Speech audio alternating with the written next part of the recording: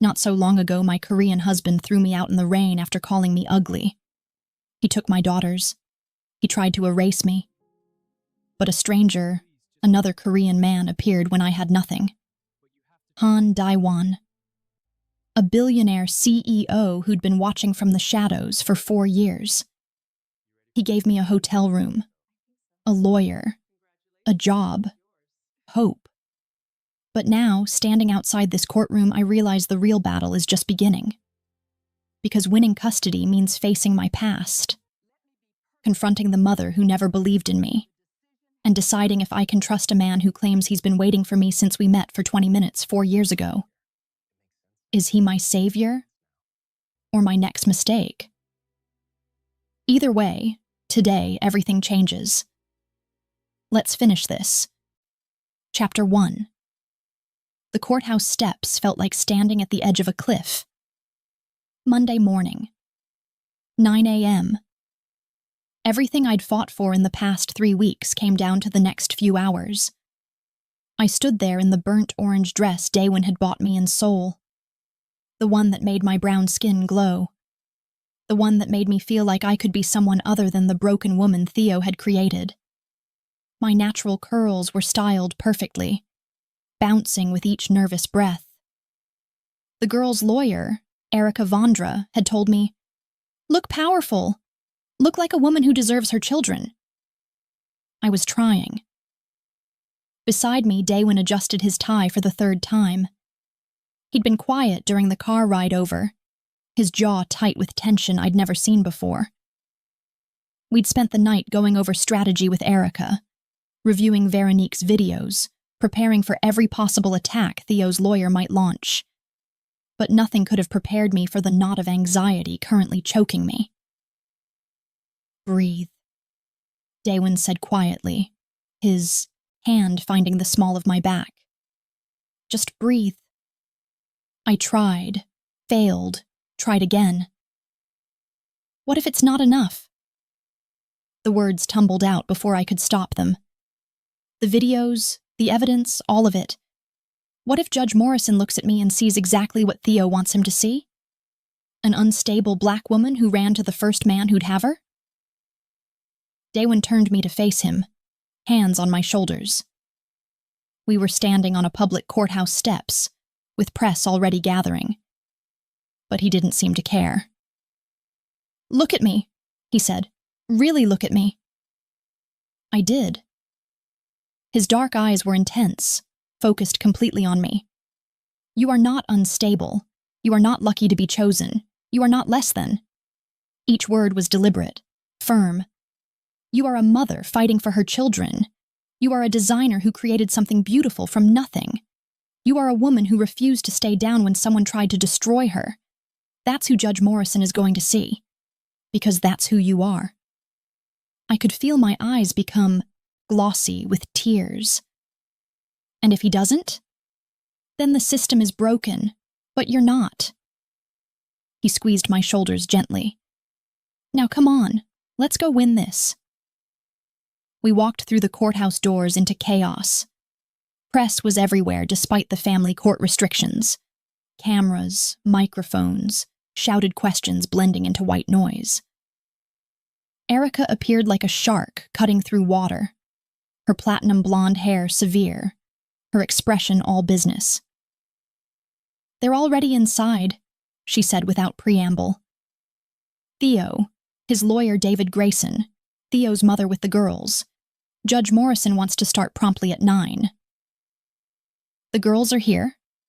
My heart lurched. "Margaret Park brought them. They're in the waiting room with a court advocate." Erica's expression softened slightly. "You'll see them after, regardless of outcome. I made sure of that." Small comfort, but I'd take it. We entered the courtroom.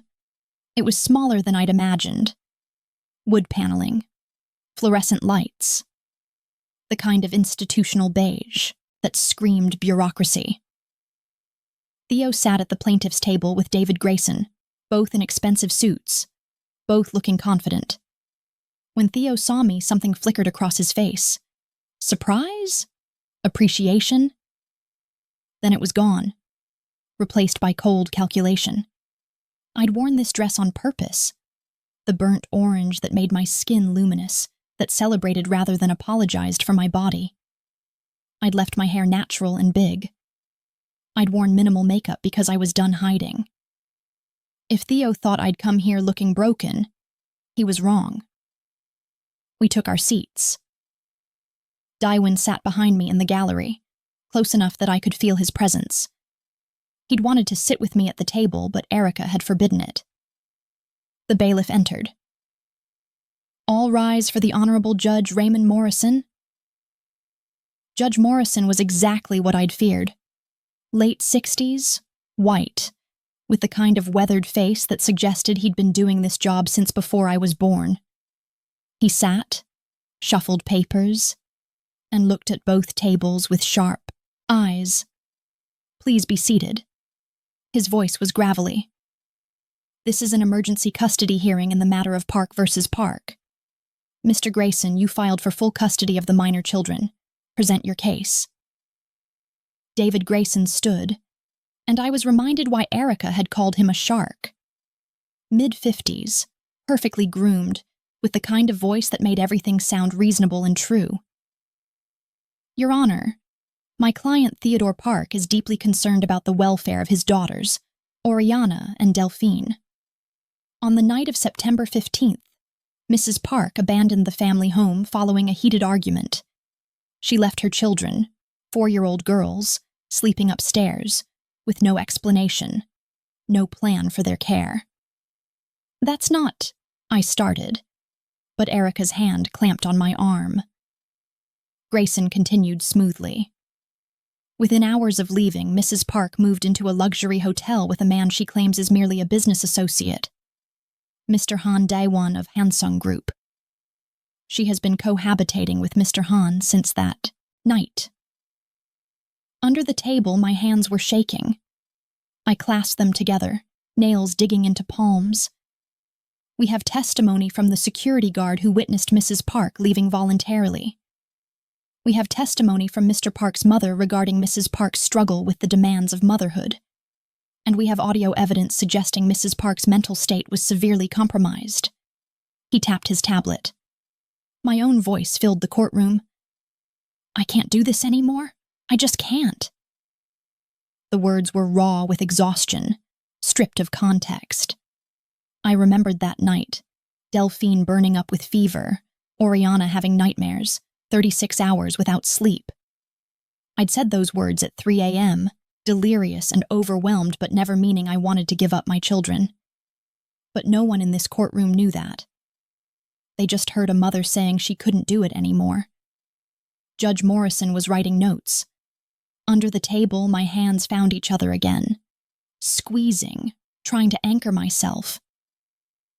Furthermore, Grayson said, we have concerns about Mrs. Park's judgment. Mr. Han Daewon has been investigating my client for years. We have evidence of inquiries into Mr. Park's business practices, finances, and personal life, all traced back to Hansung Group's legal team. This suggests a coordinated, premeditated effort to destroy Mr. Park's reputation and steal his family. That's absurd, Erica said sharply. Is it? Grayson pulled up more documents. Or is it a woman who was already having an emotional affair, if not physical, and used a marital argument as excuse to leave? A woman who had a billionaire waiting in the wings, ready to provide her with everything she wanted? I wanted to scream, to stand up and tell them the truth. But Erica had been clear. Let me handle it. Don't react. Don't give them ammunition. So I sat there, hands clasped so tight my knuckles were white, and let them tear me apart. Your Honor, Grayson said, Mr. Park is not seeking to punish his wife. He's seeking to protect his daughters from instability. From a mother who abandoned them for a wealthier man. From a situation that is frankly unsuitable for young children. He sat down. The silence was crushing. Judge Morrison looked at Erica. Ms. Vondra? Your response? Erica stood, and I watched her transform into something predatory. Your Honor, Opposing counsel's narrative is compelling. It's also complete fiction. She didn't even glance at her notes. Let's address the so-called abandonment. Mrs. Park didn't leave her children. She was forcibly removed from the marital home by her husband. Mr. Park gave her 20 minutes to pack a bag, while security guards waited to escort her off the property. The house is solely in Mr. Park's name, a fact he used as leverage to control her throughout their marriage. She pulled out her own tablet. As for the audio, let me play it with context. A longer clip played. Me crying, saying those words. Then Theo's voice. See? You can't even handle them. You're a terrible mother. The courtroom shifted. That audio was recorded without Mrs. Park's knowledge or consent, Erica continued. It was edited to remove Mr. Park's verbal abuse. The full recording shows a woman at her breaking point, not because she didn't want her children, but because she was being systematically broken by her husband. She advanced on Grayson's table. As for Mr. Han's so-called investigation, yes, Hansung Group looked into Mr. Park's business practices. They found systematic housing discrimination, financial fraud, and a pattern of abuse toward women in his employ. This information exists whether Mrs. Park and Mr. Han have a relationship or not. But they do have a relationship, Grayson interjected. A professional one, Erica shot back. Mr. Han offered Mrs. Park a legitimate position as head of interior design for Hansung Group's Manhattan property. Her design portfolio, which I'm happy to provide, speaks for itself. This isn't nepotism, it's recognizing talent. She turned to Judge Morrison. Your Honor, Mr. Park is painting my client as an unstable woman who ran to another man. The truth? She's a victim of financial abuse who accepted help from a friend when she had nowhere else to turn. She's a mother who's been denied access to her children for 3 weeks. She's a woman who's fighting to protect her daughters from a man who views them as property, not people. These are serious allegations, Ms. Vondra. I have evidence to support every single one. She pulled out Veronique's USB drive, including video evidence of Mr. Park coaching his 4-year-old daughters to lie about their mother in court. Grayson stood. Objection. We haven't been provided. It was provided this morning via email as soon as we received it. Erica cut him off. Check your inbox, counselor. Judge Morrison held up a hand. I'll review all evidence. But first, Mr. Grayson, you mentioned testimony from Mrs. Park's mother. My stomach dropped. Number, not that. Chapter 2. Yes, Your Honor. Mrs. Margaret Moreau has provided video testimony. The screen at the front of the courtroom flickered to life. My mother appeared via Zoom, sitting in what looked like her Arizona living room. She was 63, still beautiful in that carefully maintained way, wearing pearls and judgment. I hadn't spoken to her in 4 months. The last conversation had ended with her telling me I was throwing away a good marriage over nothing. Mrs. Moreau, Grayson's voice came through the speakers. You're Alyssa's mother? Yes. Her voice was clipped, uncomfortable. And you're aware of this custody battle? I am. Have you spoken to your daughter recently? My mother's eyes flickered. No, not in several months. Why not? She hesitated. In that pause, I saw everything I'd spent my life trying to escape. The disappointment, the hardly hidden resentment, the sense that I was never quite enough. Alyssa and I have a complicated relationship, she finally said. Can you elaborate? She's always been difficult. The words came easier now, like she'd been holding them back and finally had permission. Sensitive. Even as a child, she needed constant validation. Nothing was ever enough. I felt Daewon shift behind me. His hand found my shoulder through the gap between the chair and the table. Warm, steady. When Alyssa married Theodore, my mother continued, I was relieved. A successful man from a good family who saw something in her despite, well, I told her not to mess it up. Despite what, Mrs. Moreau? Despite her tendencies towards self-sabotage, Alyssa has a pattern. She gets something good and finds a way to ruin it. The words sunk deep into my skin and stayed there, threatening to tear me apart. This was my mother, the woman who'd raised me, and she was helping Theo take my children. In your opinion, Grayson asked, is Alyssa capable of providing stable care for her daughters? I don't know. My mother's voice was small now. I want to believe she is, but she's impulsive. She makes decisions based on emotion rather than logic.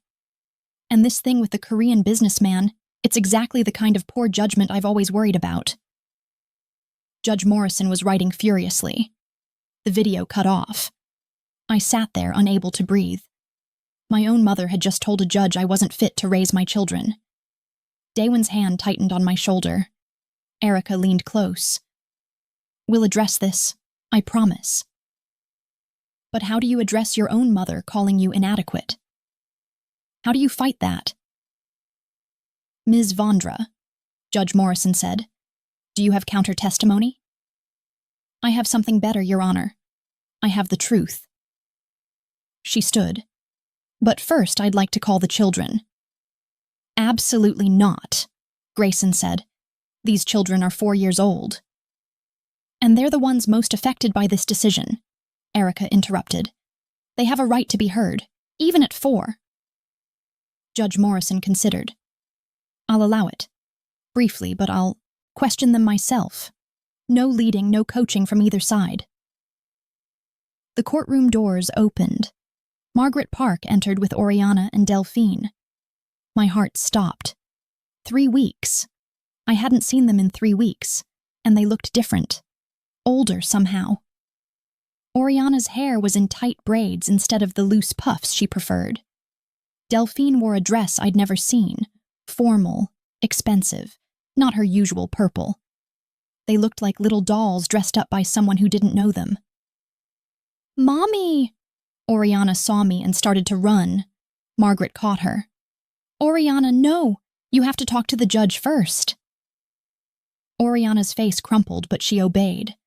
Both girls walked to the witness stand, which had been modified with a booster seat so they could see over it. They sat together, holding hands, looking small and scared. Judge Morrison's expression softened. Hi, girls. I'm Judge Morrison. You're not in trouble, okay? I just want to ask you a few questions. Oriana nodded. Delphine just stared. Oriana, can you tell me, who do you want to live with? Oriana's answer was immediate. Mommy. Relief flooded through me so intensely I nearly sobbed. And why do you want to live with Mommy? Because I miss her. She sings us songs and makes funny voices, and she doesn't make us sit still all the time like Grandma does. And she lets us pick our own clothes, and she says our hair is beautiful the way it is, and... Her voice got quieter. And I miss her. Judge Morrison turned to Delphine. And you, Delphine, who do you want to live with? Delphine was quiet for a long moment. Then in that serious voice that was so much like mine, I don't know. My heart cracked. You don't know? Judge Morrison asked gently. Daddy says Mommy will leave again. Delphine's dark eyes, my eyes, were filled with a wariness that no 4-year-old should have. He says she chose her boyfriend over us, and I don't want her to leave again. I made a sound I couldn't control. A broken noise that came from somewhere deep. Daewon's hand was still on my shoulder, anchoring me to reality. Delphine, Judge Morrison said carefully. Did Daddy tell you to say that? She hesitated. You could see her processing, trying to figure out the right answer. He said to tell the truth, and the truth is Mommy left. But did he tell you why Mommy left? He said she didn't want us anymore. The courtroom was silent. "Okay, girls," Judge Morrison said kindly. "You can go back to Grandma now. Thank you for being brave." Margaret Park collected them, shot me a look I couldn't decipher, and led them out. Oriana looked back at me over her shoulder, reaching. I mouthed, "I love you." When the doors closed, Judge Morrison turned to both tables. "I'm going to call a 1-hour recess. I need to review the video evidence Ms. Vondra mentioned, and I need time to consider everything I've heard. We'll reconvene at 11 a.m. He stood, and we all stood with him. Then he was gone, and I was left standing in a courtroom that felt like it was crushing me. Chapter 3. Erica was already talking. That went better than expected. Oriana's testimony was perfect, and Delphine's hesitation actually helps us. It shows Theo's coaching didn't completely take. Plus, Judge Morrison asked if Theo told her what to say. That means he's suspicious of... "My mother," I interrupted. My voice sounded hollow. "My own mother just told a judge I'm unfit." Erica's expression softened. "I know. We'll address it in our rebuttal. We have character witnesses. Your therapist's evaluation. It doesn't matter. I was shaking. She's my mother, and she thinks I'm nothing." I turned and walked out of the courtroom before Erica could respond. The hallway was quieter. Press was being kept at bay by courthouse security. I found a bench and sat, head in my hands, trying to breathe. This was it. This was the breaking point. Not Theo's cruelty. Not the custody battle. Not even watching my daughters look at me with confusion. It was hearing my mother, the woman who'd raised me, who'd supposedly loved me, reduce me to a pattern of self-sabotage, an impulsive child who couldn't be trusted. Footsteps approached. I didn't look up. "Hey." Daywin's voice, gentle. "I need a minute." "I know, but you're not alone out here, so I'm staying." He sat beside me on the bench, not touching, just present. After a long moment, I spoke. She was right. My mother. I am impulsive. I did make a poor decision running to you. I did look like exactly what Theo's painting me as, a woman who couldn't wait 2 seconds before finding a replacement. That's not true, isn't it? I finally looked at him. Be honest. How did it look? Me leaving and immediately moving in with a billionaire who'd been watching me for 4 years. What judge is going to believe that's innocent? Daywin was quiet for a beat. Then, the kind of judge who looks at the evidence instead of the optics. And Alyssa, you didn't run to me. You accepted help when you had nowhere else to go. There's a difference. Not to Judge Morrison, there isn't. Then we make him see the difference. Daywin shifted closer. Your mother is wrong about you. You're not impulsive. You're not self-sabotaging. You're someone who was systematically broken by a man who needed you small to feel big. That's not a character flaw. That's survival. I wanted to believe him. God, I wanted to believe him. What if we lose? The question came out small. We won't. But what if we do? Daywin didn't answer immediately. When he did, his voice was serious. Then we appeal. We keep fighting. We don't stop until those girls are home with you where they belong. That could take months. Years. Then it takes months. I'm not going anywhere. I looked at him then. Really looked at him. This man who'd appeared in the rain 3 weeks ago and turned my entire life upside down. This man who'd given me everything without asking for anything in return except the chance to stand beside me. Why? I asked. Why are you doing this? Really? No speeches about seeing potential or being lonely. Tell me the real reason. Daywin held my gaze. You want the truth? Please. Because 4 years ago at a wedding, I spent 20 minutes talking to a woman who saw the world differently than anyone I'd ever met, who talked about design like it was poetry, who lit up when she described turning empty spaces into art. He paused, and then her husband appeared and pulled her away, and I watched her light go out like someone had flipped a switch. In that moment, I knew two things. One, that I'd met someone extraordinary, and two, that her husband was slowly killing who she was. He reached for my hand. I let him take it. I went back to Seoul and I couldn't stop thinking about you, about that light. So I started asking Sun Hai about you, casually. How's your friend Alyssa? And she'd tell me you seemed happy. You'd stopped designing. You were focused on family. But I knew you weren't happy, because happy people don't put out their own light. So you investigated Theo. I investigated a man I suspected was abusing someone I cared about. And when I found evidence of fraud, discrimination, a pattern of predatory behavior, I knew I was right. I knew that eventually you'd see it too. And when you did, when you finally needed help, I wanted to be ready. I searched for the word. That's a little obsessive, Daewon. I know. But I'm not apologizing for caring about you, for wanting to help, for being ready when you needed someone. He squeezed my hand. You can call it whatever you want. But Alyssa, I've spent 4 years watching you from a distance, hoping you'd find your light again. And now that you have, I'm not letting anyone take it away. Not Theo, not your mother, not even you. Before I could respond, a familiar voice cut through the moment. Well, isn't this touching? We both turned.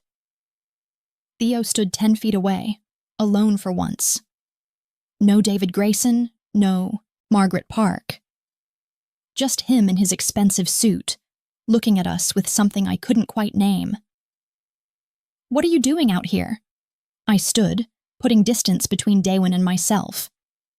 You're not supposed to approach me. Relax, I'm not here to fight.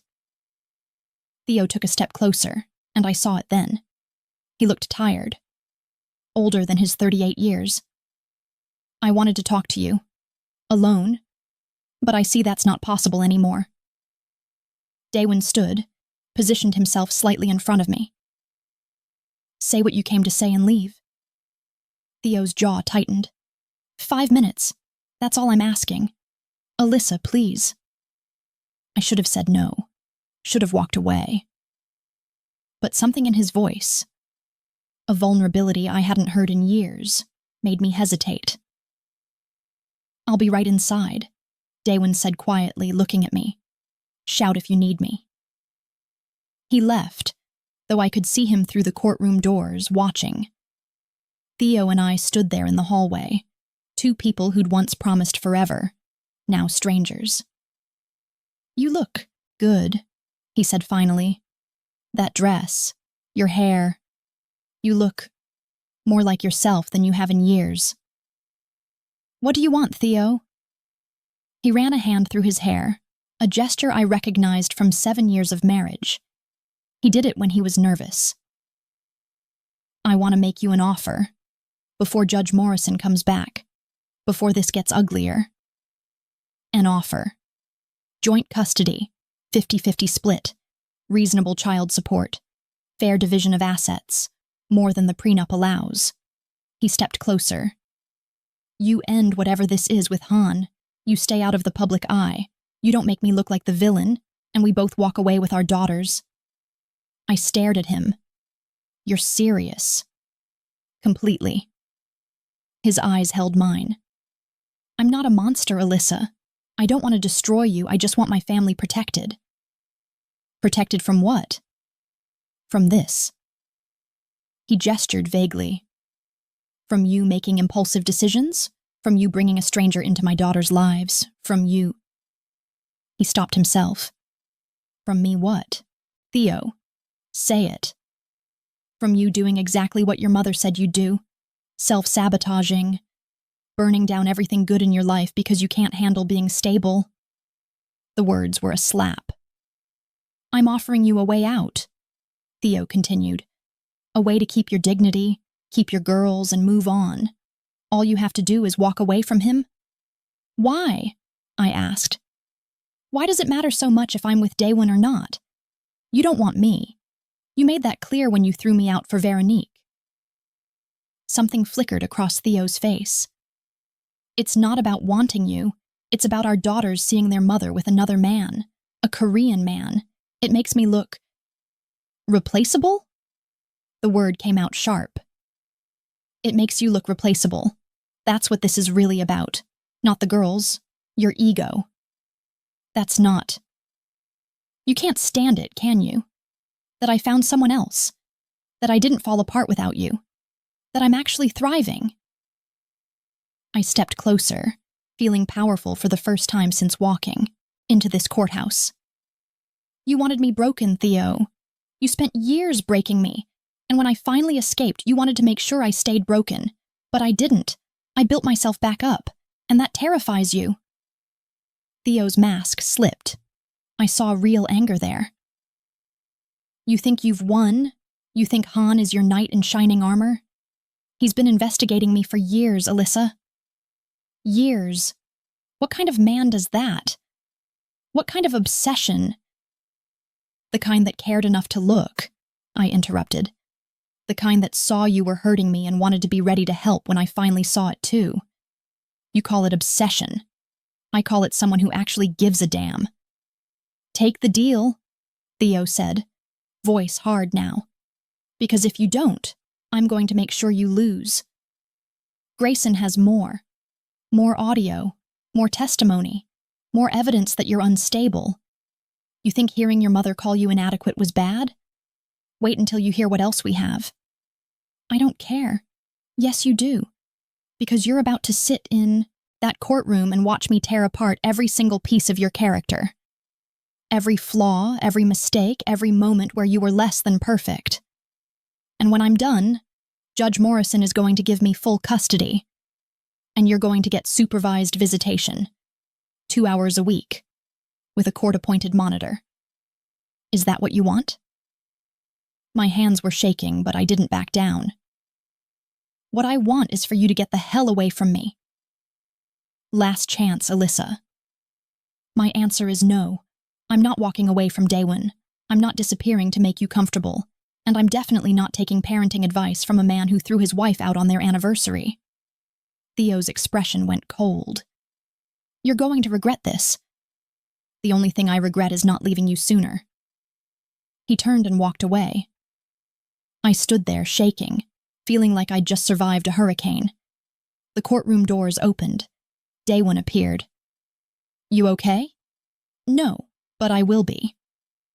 He came to me, and without thinking, I stepped into his arms. Let him hold me. Let myself take the comfort he was offering. What did he want? To make me an offer. Joint custody if I walked away from you. Daewon tensed. And? I told him to go to hell.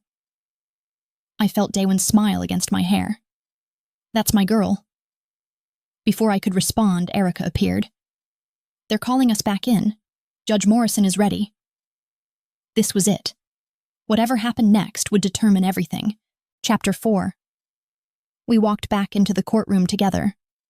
Theo was already seated, his expression unreadable. Judge Morrison returned, and we all stood. Please be seated, Judge Morrison said. I've reviewed the video evidence provided by Ms. Vandra. I've also reviewed all submitted documentation.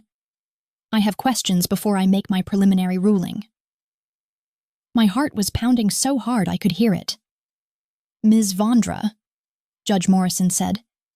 The videos of Mr. Park coaching the children are compelling, but they also raise questions about the source. The metadata shows they were recorded on a device registered to Veronique Castell, Mr. Park's girlfriend. Yes, Your Honor. Ms. Castell provided the videos to my client out of concern for the children's welfare. Is Ms. Castell available to testify? She is, but she's 6 months pregnant and was hesitant to appear in person due to what, exactly? Erica hesitated. I could see her calculating. Due to fear of Mr. Park, Your Honor. He's made threats regarding custody of her unborn child if she doesn't cooperate with his narrative. Grayson stood. Objection. That's hearsay and... The courtroom doors burst open. FBI Agent Martinez entered, flanked by 3 other agents in tactical gear. The room went completely silent. Your Honor, Agent Martinez said, I apologize for the interruption. We have an urgent matter that directly affects these proceedings. Judge Morrison's eyes narrowed. Agent Martinez, this is highly irregular. I understand, Your Honor, but we have a federal warrant for the arrest of Theodore Park. The words hung in the air for one perfect frozen moment. Then chaos erupted. Chapter 5. Complete. Absolute. Silence. Then everyone spoke at once. What? Theo stood so fast his chair tipped backward. Your Honor, this is absurd. Grayson was on his feet. Order! Judge Morrison's gavel cracked like thunder. Order in this courtroom! But I couldn't hear any of it. I was staring at Agent Martinez, my brain trying to process what he'd just said. Arrest warrant. Federal. Theo.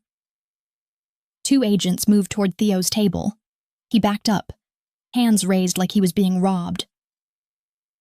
This is a mistake, Theo said, voice higher than I'd ever heard it. Your Honor, I don't know what this is about, but... Theodore Park, Agent Martinez said, his voice cutting through the noise with practiced authority. You're under arrest for wire fraud, tax evasion, money laundering, and conspiracy to commit mortgage fraud in connection with your real estate holdings. The agents reached Theo. One pulled out handcuffs. You have the right to remain silent, the agent began. No, no, Theo was looking at Judge Morrison desperately. Your Honor, I haven't been formally notified of any charges. This is... David, do something. Grayson was already moving. Your Honor, my client hasn't been given proper notice. This is a violation of...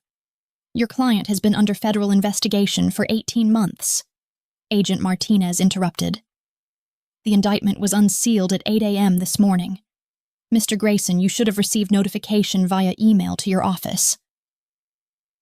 Grayson pulled out his phone, face going pale as he scrolled.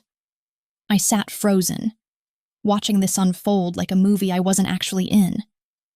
Daywin's hand found my shoulder from behind, grounding me to reality. Additionally, Agent Martinez continued as the agents cuffed Theo's wrists. Mr. Park is being charged with witness tampering and obstruction of justice in relation to this custody case specifically. Judge Morrison leaned forward. Witness tampering? Yes, Your Honor, we have evidence Mr. Park coerced his assistant, Veronique Castell, to lie in depositions and threatened her with loss of child custody if she testified against him.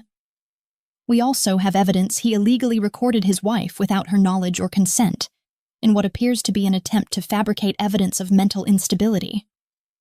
Every word was a bomb going off. Theo's eyes found mine across the courtroom. In them, I saw something I'd never seen before. Genuine fear.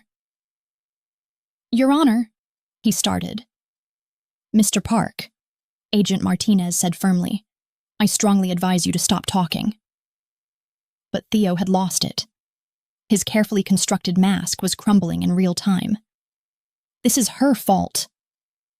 He jerked his head toward me, the handcuffs rattling. All of it. She orchestrated this with him. Now he was looking at Daywin. You think I don't know? You've been planning this for years, investigating me, waiting for your moment. Mr. Park, the agent warned again. Those girls are mine! Theo was yelling now, struggling against the agents, holding him. Mine! I won't let some... One of the agents physically turned him toward the door.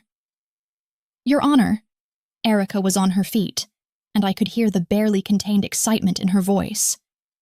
Given this development, I'd like to file an emergency motion to modify custody immediately. Before Judge Morrison could respond, Agent Martinez spoke again. Your Honor, if I may, there's additional information relevant to this custody proceeding. He approached the bench, handed a folder to the bailiff, who gave it to Judge Morrison.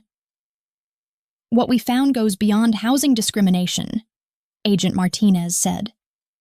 Mr. Park and his associates specifically targeted Black and Latino families, offering them predatory loans with hidden terms designed to make them default.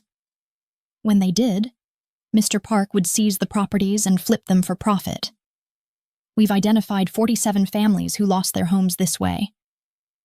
The total fraud amount exceeds $12 million. I felt like I couldn't breathe. $12 million. 47 families.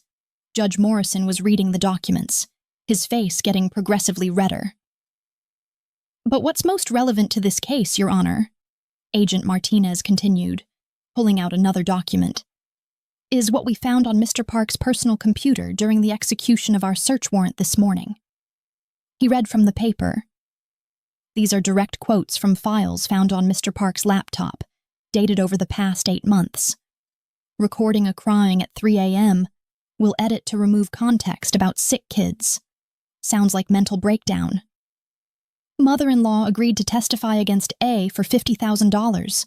She'll say whatever I need. Hired PI to follow A and Han. Need photos that look like a fair even if nothing happening. Security guard at house will testify she left voluntarily for $5,000 payment. Doctor friend will write PPD evaluation without examination. Owes me favor from medical school. Veronique pregnant. Perfect timing. Will use baby to show. I'm stable family man. If V doesn't cooperate, will threaten custody of her child too. Girls are confused. Good. Keep telling them mommy chose work over them. Record it for court. Final step. Get full custody. Sell house. Move to Seoul with girls within 2 weeks. I will never be able to follow or afford international custody battle. The courtroom was completely silent except for my sharp intake of breath. $50,000. He'd paid my mother $50,000 to destroy me in court. Agent Martinez wasn't finished. Your Honor, Mr. Park planned to flee the country with these children to avoid prosecution. We found one-way tickets to Seoul for him and the girls, dated October 15th, 2 weeks from today. No return flight. No ticket for their mother. He was going to kidnap these children and disappear. My vision tunneled. The room spun. Daewon's hands were on my shoulders now, the only thing keeping me upright. Judge Morrison's voice was shaking with rage. Mr. Park, in my 30 years on the bench, I have never seen such a calculated, malicious abuse of the legal system and the sanctity of parenthood. Theo was still struggling against the agents. Your Honor, those files are taken out of context. I was documenting. You were planning to kidnap your daughters. Judge Morrison's voice cracked like a whip. You were planning to flee the country. You paid the plaintiff's own mother to lie in court. He turned to Grayson. Mr. Grayson, did you have knowledge of any of this? Grayson looked green. Your Honor, No, absolutely not. If I had known, then I suggest you distance yourself from this case immediately. Bailiff. Remove Mr. Park from this courtroom. As the agent started moving Theo toward the door, his control completely snapped. This is your fault, Alyssa. His voice was raw, desperate. All of it. I gave you everything and you ruined it. Those girls deserved a real Korean mother, not someone who... Mr. Park, stop talking, Agent Martinez commanded. But Theo was beyond hearing. I should have left you when you got pregnant. I stayed out of pity. You were nothing before me, a nobody designer who got lucky, and you're still nothing. Those girls are mine, you hear me? Mine, and I will never. Daewon was moving. He vaulted over the gallery railing before I could stop him. Finish that sentence, Daewon said, voice like steel. And federal charges will be the least of your problems. 2 agents immediately stepped between them. "Sir, step back," one said to Daewon. Theo was breathing hard, eyes wild. "You think you've won? You think you can just take my family? I'll destroy you. I'll destroy all of you. I have lawyers. I have money. The agents physically removed him from the courtroom. His shouts echoed down the hallway. "You'll never keep them. I'll fight this. A door slammed.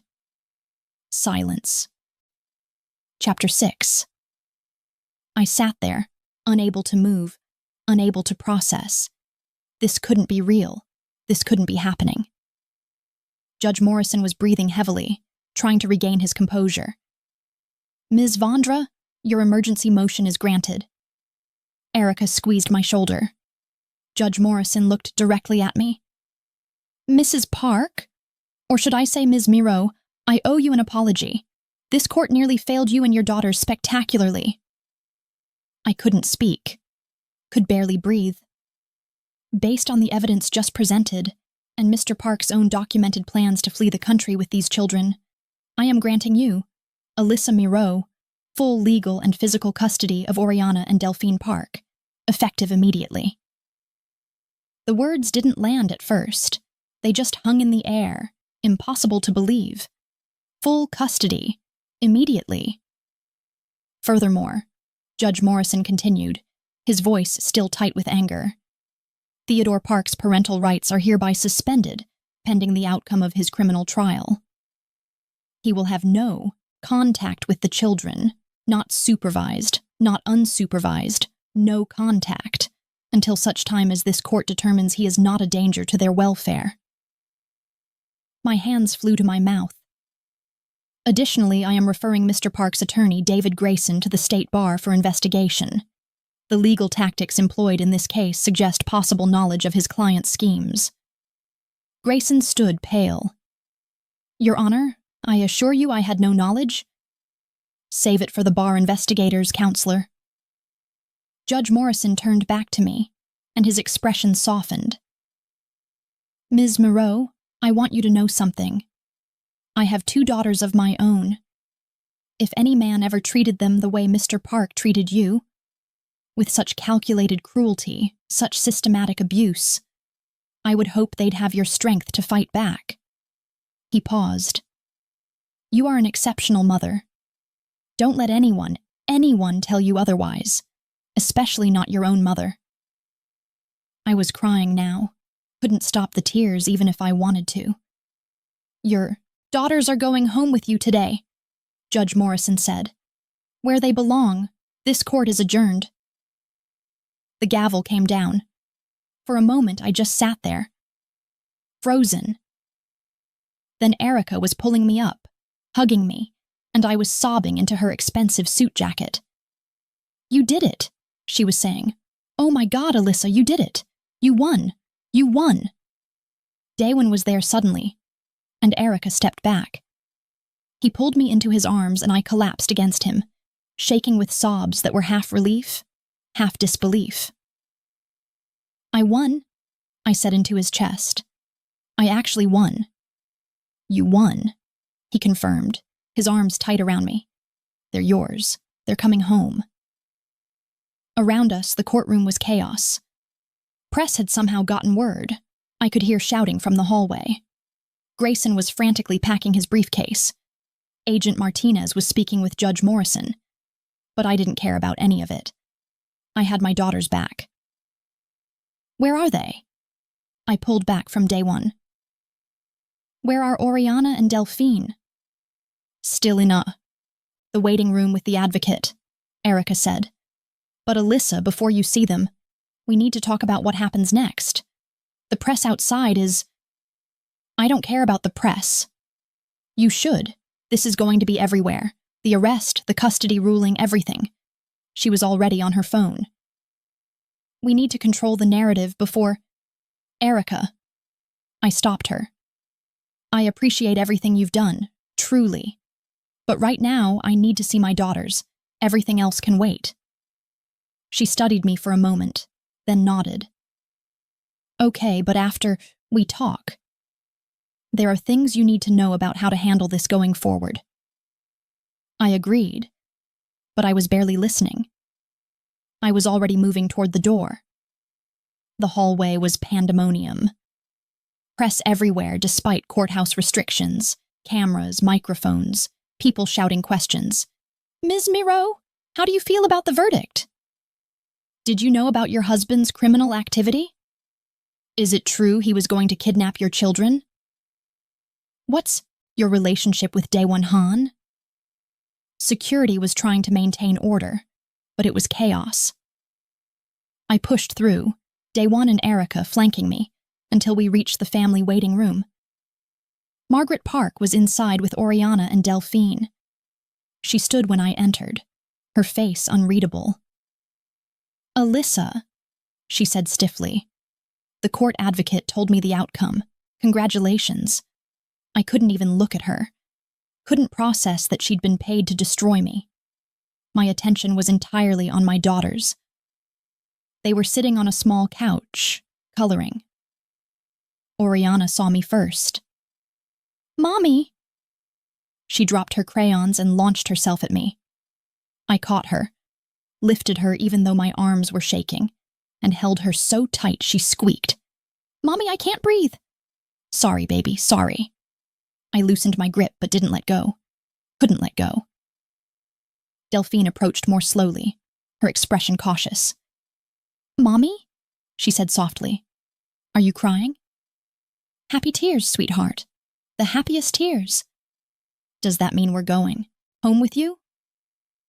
I knelt down, one arm still around Oriana, and pulled Delphine close with the other. Yes, today, right now, forever. Delphine's serious little face crumpled. Forever? You promise? I promise. I fought to come back to you and I won. You're coming home with Mommy and nobody can take you away again. Delphine started crying, really crying, and threw her arms around my neck. Both girls clinging to me, all of us crying, and it was the most beautiful moment of my entire life. Mrs. Park, Miss Moreau. Margaret's voice cut through the moment. I need to speak with you. Alone.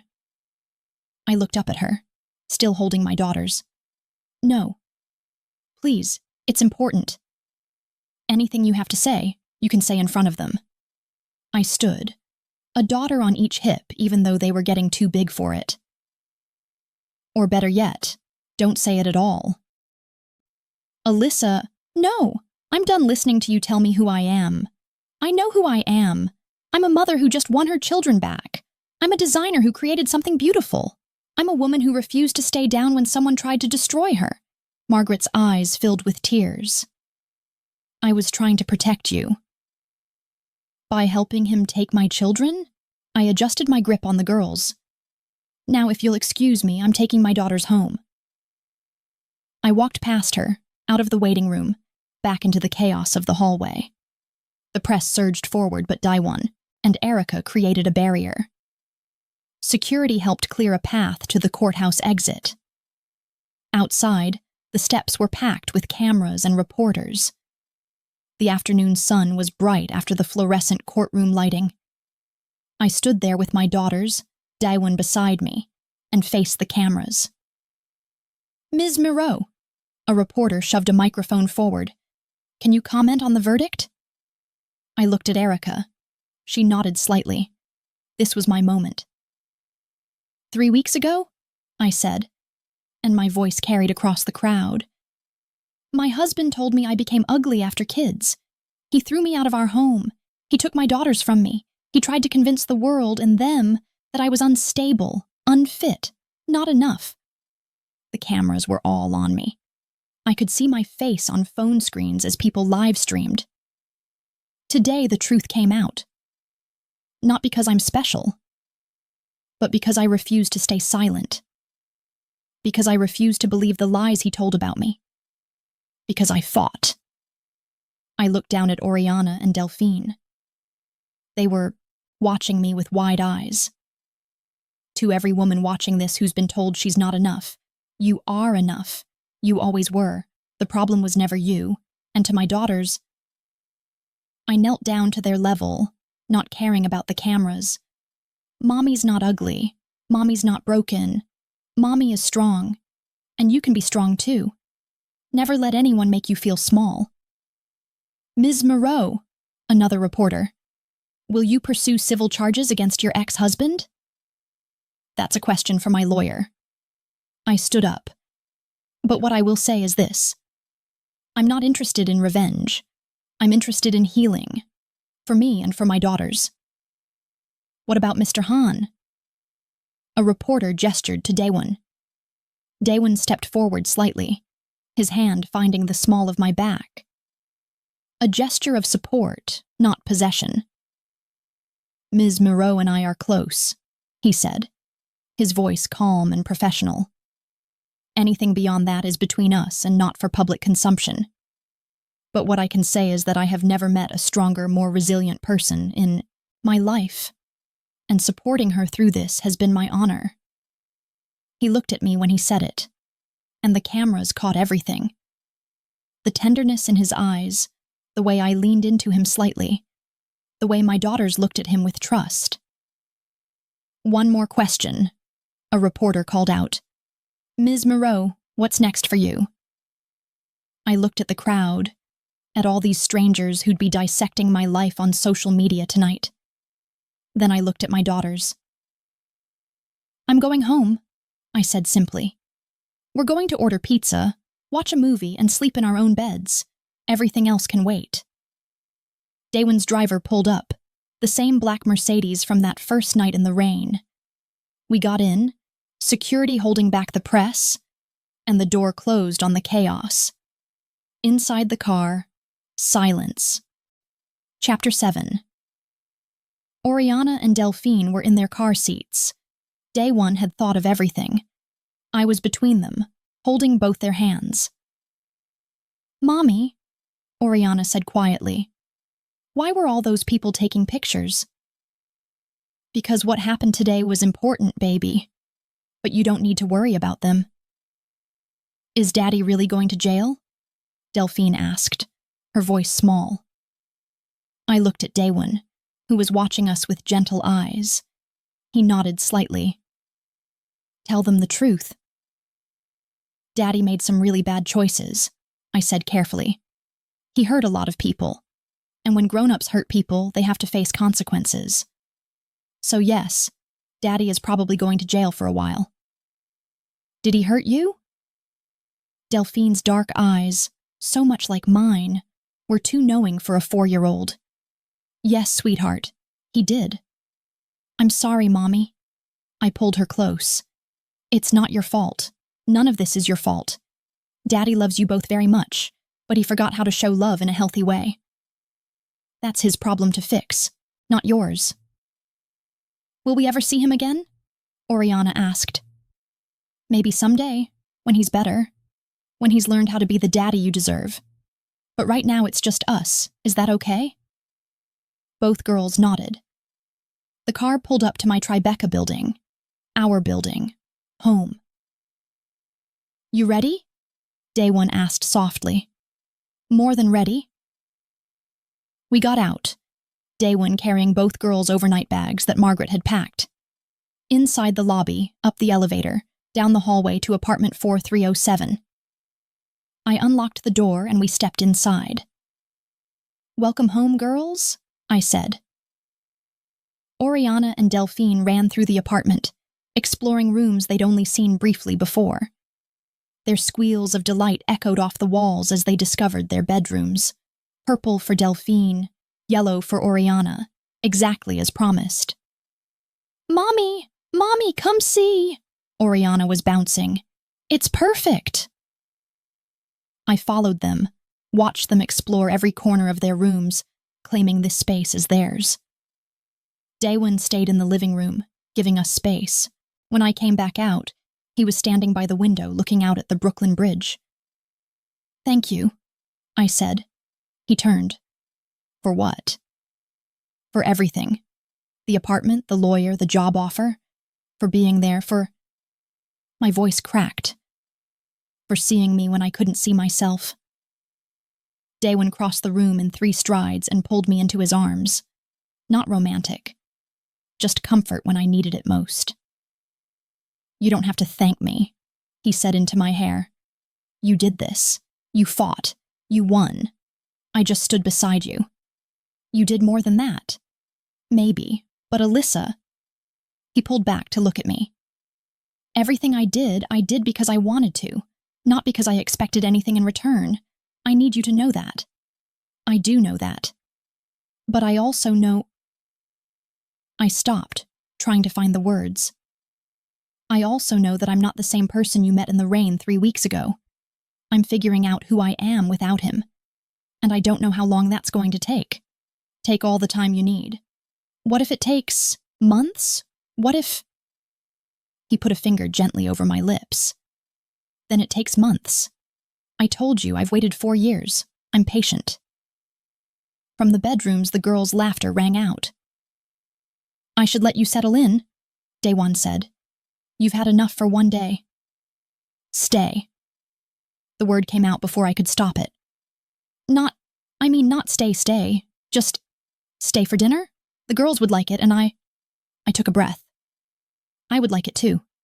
His smile was soft, genuine. "Okay, I'll stay." We ordered pizza. We let the girls stay up past their bedtime watching Moana for the 100th time. We laughed at their running commentary, at the way Oriana sang along to every song, at the way Delphine tried to copy Moana's stance. It was normal. Beautifully, perfectly normal. Around 9, both girls started falling asleep on the couch. I carried Delphine to her purple room. Daewon carried Oriana to her yellow one. We tucked them in, singing the lullaby I'd sung to them every night since they were born. "More than all the stars in the sky," I finished. "And all the sand on the beach," Delphine added sleepily, finishing our refrain. I kissed her forehead, then Oriana's, then stood in the hallway looking at them through their cracked bedroom doors. "They're really here," I whispered. "In my home. Safe." Daewon stood beside me. "You did that." I turned to face him. We were alone in the hallway, the girls asleep, the city quiet beyond the windows. "I couldn't have done it without you." "Maybe, but you would have found a way. You're stronger than you think." "I don't feel strong. I searched for the word. Overwhelmed, grateful, terrified, like everything could disappear if I blink. "It won't. They're yours. Legally, officially, completely yours." I leaned against the wall, suddenly exhausted. The adrenaline that had been carrying me all day was crashing. Daewon noticed. "You should sleep. You've been running on fumes." "I don't think I can sleep. Every time I close my eyes, I see..." I stopped. "See what?" "Him, in handcuffs, looking at me like..." I shook my head. He looked broken, and I know I should feel vindicated. He tried to destroy me, but part of me just feels sad. Daewon was quiet for a moment. Then, "That's what makes you different from him. You can still feel compassion even for someone who hurt you. That's not weakness. That's humanity." "It feels like weakness." "It's not." He reached out, tucked a curl behind my ear. "But Alyssa, you don't have to feel anything right now. Not vindication, not compassion, nothing. You're allowed to just be, to rest, to process at your own pace." I looked up at him. "Will you stay? On the couch? I don't want to be alone tonight. And I want the girls to wake up and see you here. See that we're safe. All of us." "Of course, I'll stay as long as you need." We went to the living room. I got him blankets, a pillow. It felt domestic and strange and right all at once. "Daewon," I said as I was about to go to my room. "Yeah?" "The things you said earlier, in court. Did you mean it?" He sat up slightly. "Every word. I would like for us to be more... I would like to marry you one day, Alyssa." My heart skipped a beat. even knowing I'm not ready? Especially knowing that. And that doesn't mean that I want to rush you or anything. I just want you to know my intentions and that I am willing to wait. No matter how long. Because it means when you are ready, it'll be real. Not gratitude, not rescue, just us. I smiled. Okay, good night. Good night, Alyssa. In my room, I changed into pajamas, washed my face, and climbed into bed.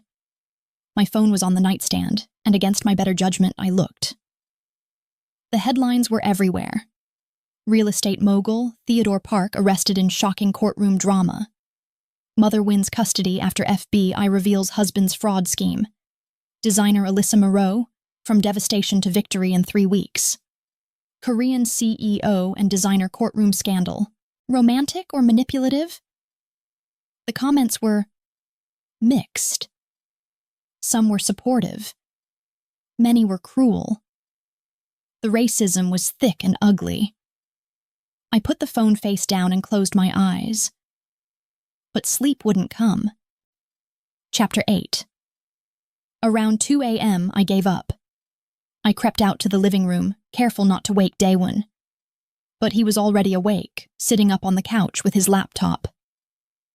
Can't sleep either? He asked quietly. Keep replaying everything. The arrest, the files, my mother's testimony. I sat beside him on the couch. Did you know about the $50,000? No, that came out today, same as you. She sold me out for $50,000. I laughed bitterly. I don't even know why I'm surprised.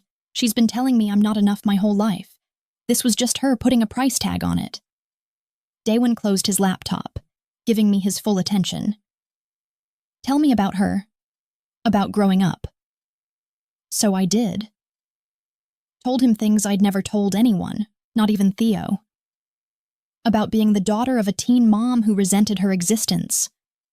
About learning early that love was conditional. That approval had to be earned through being perfect. About never quite being perfect enough. When I met Theo, I said, my mother finally approved of something I did. A successful man from a good family, she kept saying. Don't mess it up. So when he started criticizing me, when he said I was ugly after kids, part of me thought she'd been right all along. That I had messed it up. That I should be grateful he stayed at all. That's not love, Daewon said softly, from either of them. I know that now, but it took losing everything to see it. We sat in the dark, the city lights filtering through the windows. Can I tell you something? Daewon asked. Always. When I was 9, my mother left. Just disappeared one day while my father was at work, while Sun Hai and I were at school. We came home and she was gone. No note, no explanation. Nothing. I turned to look at him, seeing real pain in his face. My father told everyone she'd gone back to Korea to care for her sick mother. But it was a lie. She'd left him. Left us. His voice was quiet. I didn't find out the truth until I was 17. She tracked me down, wanted to explain, said my father had been difficult, controlling, that she'd tried to leave a dozen times, but he always convinced her to stay. Until finally she couldn't anymore. Did you forgive her? I tried. But she died 2 years later. Cancer. By the time I found out she was sick, it was too late. I never got to say goodbye. Never got to tell her I understood why she left. He looked at me. That's why I investigated your husband. When I saw you at that wedding, saw how he controlled you, how he made your light dim, I saw my mother. And I thought maybe if I could help you, if I could be ready when you finally saw what he was, maybe I could save someone the way I couldn't save her. Daewon, I know it sounds obsessive. Maybe it was. But I've spent my whole life wondering if my mother would still be alive if she'd had someone to help her leave. Someone to stand beside her. And when I met you, I decided I could be that someone. even if it meant waiting years, even if you never needed me. I wanted to be ready. I took his hand. Thank you for being ready, for standing beside me. Always. We sat there in the dark, hands joined, both carrying our own broken pieces. I think I can sleep now, I said eventually. Yeah? Yeah, but day one? I stood up, pulling him with me. Come with me. Alyssa? Not like that. I don't want to be alone, and I trust you, so just sleep beside me, please. He studied my face for a long moment, then nodded. Okay. In my room, we climbed into bed, fully clothed. He lay on his back, and I curled into his side, my head on his chest, his arm around me. Is this okay? I asked. It's perfect. I listened to his heartbeat, steady and strong, and for the first time in 3 weeks, maybe in 7 years, I felt safe. Daewon. I think I'm falling for you, and that terrifies me. His arm tightened around me. I know. But Alyssa, whenever you're ready to stop falling and start landing, I'll be here to catch you.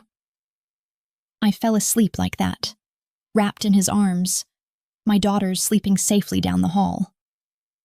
For the first time in as long as I could remember, I didn't have nightmares. Chapter 9. I woke to sunlight streaming through my bedroom window and the sound of giggling. For one perfect, disoriented second, I didn't remember where I was. Then it all came back. The courtroom, the arrest, the victory, falling asleep in Daewon's arms. I sat up quickly. He wasn't beside me anymore, but I could hear voices from the kitchen. More giggling, the smell of coffee.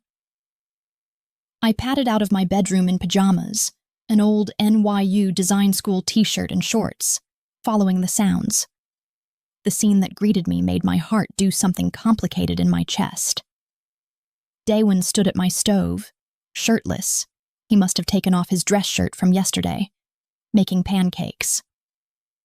Oriana and Delphine sat at the kitchen counter in their pajamas, swinging their legs and chattering away. And then Moana's grandma becomes a stingray, Oriana was explaining with wild hand gestures. That's actually kind of beautiful, Daewon said, flipping a pancake with surprising skill. It's the best part, Oriana insisted. Delphine noticed me first. Mommy, Mr. Daewon is making breakfast. All three of them turned to look at me. Daewon's eyes did a quick sweep, taking in my sleep-mussed hair, my pajamas, my bare feet, and something warm flickered across his face before he smiled. Good morning, he said. Coffee's ready. I wasn't sure how you take it, but... Cream, no sugar, I said, moving to the coffee maker. You remembered? I remember everything. The weight of those words hung between us for a moment before Oriana broke it. Mommy, can we have chocolate chips in our pancakes? May we? I corrected automatically. And yes, but only a few. Daewon was already reaching for the bag of chocolate chips I kept for baking. How did he know where everything was? I hope you don't mind, he said, catching my expression.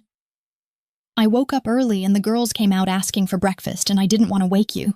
You needed sleep. What time is it? Almost 9. You slept for 7 hours.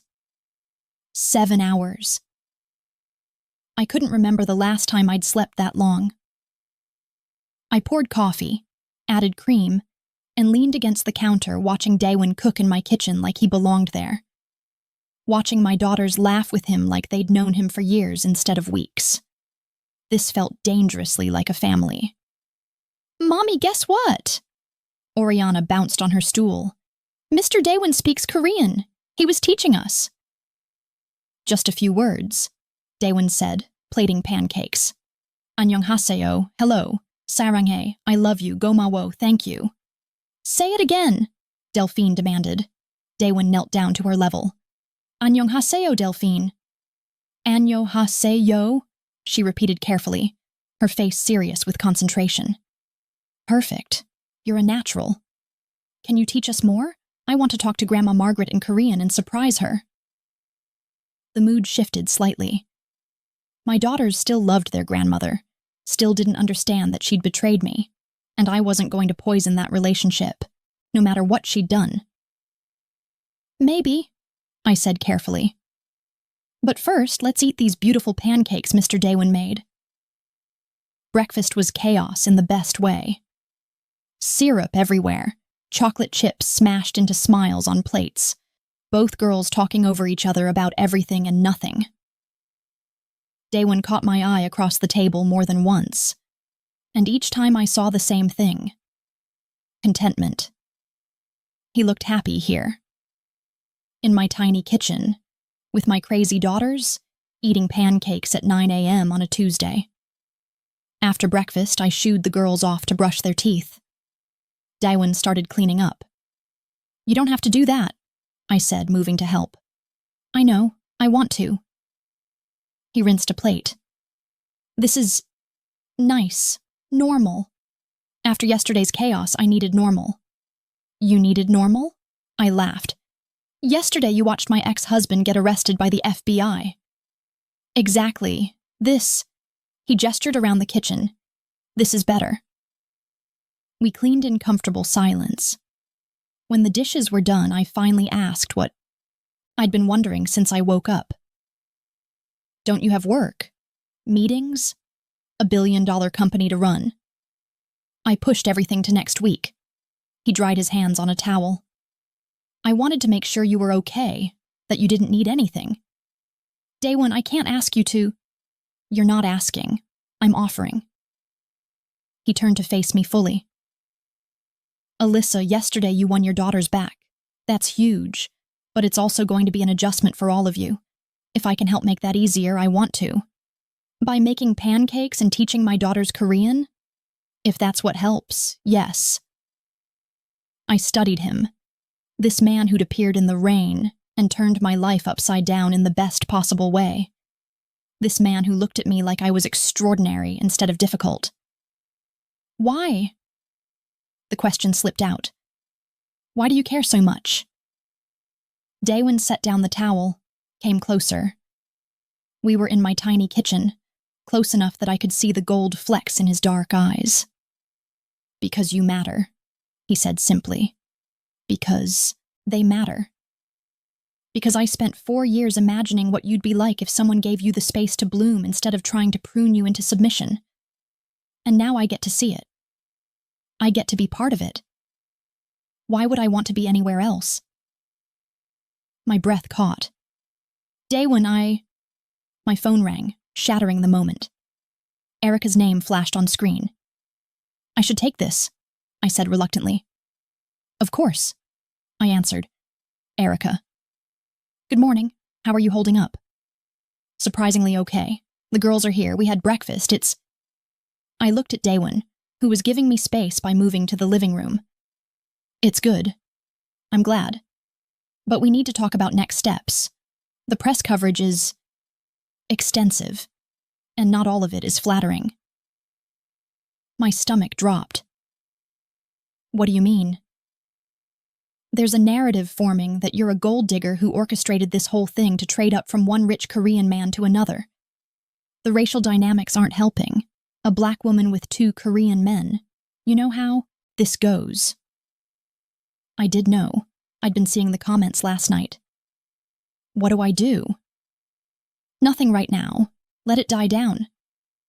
But Alyssa, you need to be careful going forward. Any public appearance with Daewon will fuel speculation. Any relationship announcement will be dissected. You just won full custody. You don't want to give Theo's lawyers ammunition if he appeals. He can appeal. Technically, yes. Though given that he's facing federal charges and his own files incriminated him, it's unlikely to succeed. But still, be smart.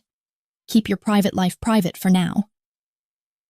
After we hung up, I stood there holding my phone, reality crashing back in. Daewon appeared in the doorway. Everything okay? Erica says we should keep distance, publicly, that any relationship between us will be used against me if Theo appeals. Something flickered across Daewon's face. She's probably right. So what do we do? We're careful. We're smart. He came closer. But Alyssa, I'm not going anywhere. If we need to be discreet for a while, we can be discreet. What if it's not just a while? What if it's months? Then it's months. His hand found my cheek. I've waited 4 years. I can wait a little longer. Before I could respond, Oriana came running in. Mommy, can we go to the park? Please? Delphine and I want to play. The moment dissolved. Back to reality. Back to being a mother. Let me get dressed first, I said. Why don't you and Delphine pick out clothes? As Oriana ran off, Daewon said quietly, I should probably go, give you space to settle in. Don't. The word came out more desperate than I intended. I mean, stay. Come to the park with us, if you want. Are you sure? Erica said be careful about public appearances at major events. She didn't say you couldn't exist in our lives. I took his hand. Besides, the girls would be disappointed if you left. Just the girls? No, I admitted. Not just the girls. His smile was worth everything. Chapter 10. We spent the day at the park. Me, Daewon, and my daughters. It was blessedly normal. Nobody recognized us. No press, no cameras, just kids playing and parents watching. Oriana made friends with a little girl on the swings. Delphine found a stick and decided she was Moana with an oar. Daewon and I sat on a bench, close but not touching, watching them play. They're resilient, he observed. They are, but they're also 4. The full impact of everything hasn't hit yet. I watched Delphine chase a butterfly. Eventually they're going to have questions about their dad, about what happened, about why he's not here. And you'll answer them. Age appropriately, honestly. You'll do what you always do, put them first. I'm terrified of screwing this up. You won't. How can you be so sure? He turned to look at me fully. Because you're already doing it right. You fought for them. You're here, you're present. That's what they need. My phone buzzed. A text from Sunhai. Saw. The news! Calling you tonight. Also, my brother better be treating you right or I'm flying back to kick his ass. I showed Daewon. He laughed. She's protective of you. She should be. You did make it clear that you want more between us without asking her permission first. Right. Right? Daewon's expression grew serious. I meant what I said, about wanting to marry you. Someday, when you're ready. What if I'm never ready? Then I'll adjust my expectations. He paused. But Alyssa, I think you will be. Eventually, when you've figured out who you are without him, when you trust that this, he gestured between us, is real. How do I know it's real? How do I know I'm not just... I struggled for words. Confusing gratitude with something else? You won't know. Not yet. But one day you'll wake up and realize that what you feel for me has nothing to do with what I did for you, and everything to do with who I am, who we are together. God, I wanted to believe him. That night, after the girls were asleep, Daewon and I sat on my small balcony looking out at the city. He'd stayed for dinner again, Chinese takeout this time, helped with bath time, read bedtime stories. He was becoming part of our routine so seamlessly it scared me. Can I ask you something? I said. Always. The investigation, the 4 years of watching. Was there ever a moment when you thought about just approaching me? Before everything fell apart? Daewon was quiet for a long moment. Every day. Especially after I found evidence of Theo's fraud. I wanted to warn you. To tell you what he was. Why didn't you? Because you weren't ready to hear it.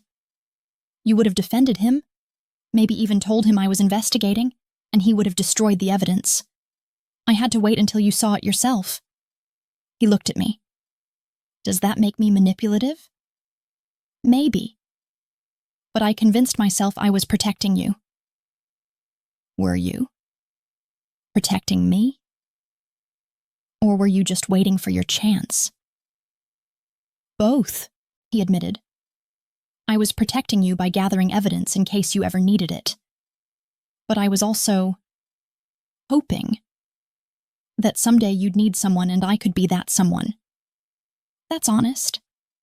I'm trying to be. Because Alyssa, if we're going to do this, whatever this is, we need honesty. You've had enough lies. I appreciated that more than he knew. Okay, my turn, Daewon said. Can I ask you something? Fair's fair. The night you left, when you got in my car, were you scared of me? I thought back to that moment, rain-soaked, broken, climbing into a stranger's Mercedes. No, I said honestly. I should have been, but I wasn't. I was just tired.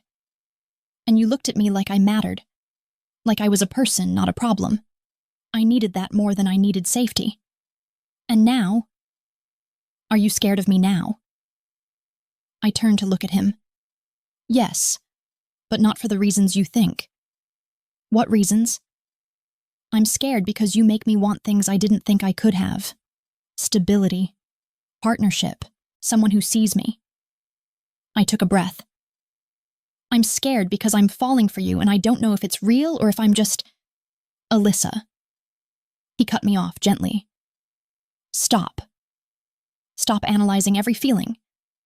Stop questioning whether it's real. Just feel it. Whatever it is, and we'll figure out the rest later. I don't know how to do that. I don't know how to just feel without thinking it to death. Then let me help. He stood up, held out his hand. Dance with me. What? Here, there's no music. We don't need music.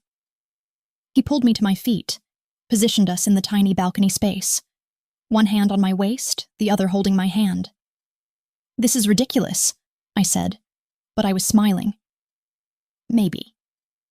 But when you're dancing, you can't overthink. You just move. He was right. As we swayed in the quiet night, the city humming below us, my racing thoughts slowed. I focused on the warmth of his hand on my waist, the solid presence of him, the way we fit together. Better? He asked softly. Better. We danced in silence for a few moments. Then Daewon spoke. I know you're not ready for everything, but Alyssa, can I ask you one thing? What? Can I kiss you? Not because I saved you, not because you're grateful, just because I want to, and I think you want to too. My breath caught. Daewon, if the answer is no, that's okay, I'll wait. But I need to know, is this thing between us just in my head? Or do you feel it too? I looked up at him, saw the vulnerability in his eyes, the hope mixed with fear of rejection. I feel it, I whispered. God help me, I feel it. Then let me kiss you, please. I should have said no, should have listened to Erica's warning about being careful, about not giving Theo ammunition. Instead, I said, okay.